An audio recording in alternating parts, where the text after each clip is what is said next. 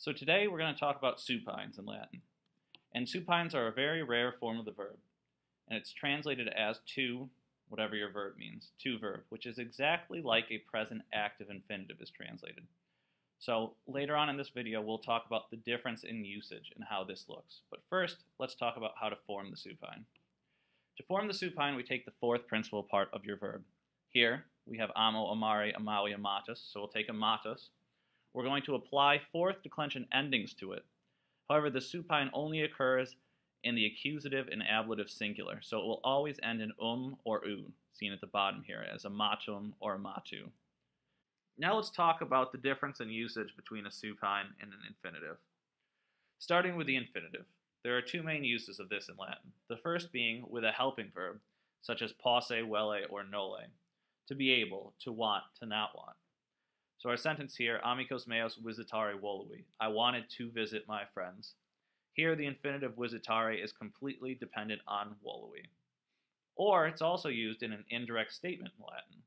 So nuntius Caesarum ad Romam festinare dicit.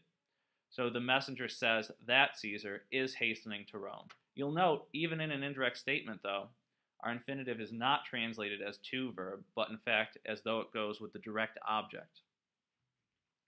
Supines, however, are used very differently, and the use depends on its case.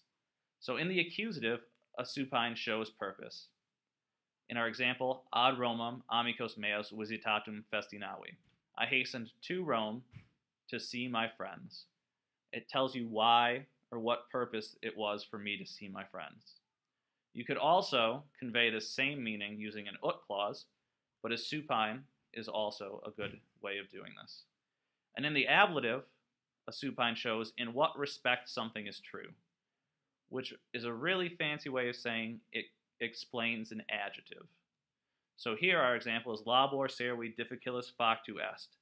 The labor of a slave is difficult to do. It explains how it is difficult. It's difficult to do. Another example would be the wonders of Rome are marvelous to see. How are they marvelous? They're marvelous to see.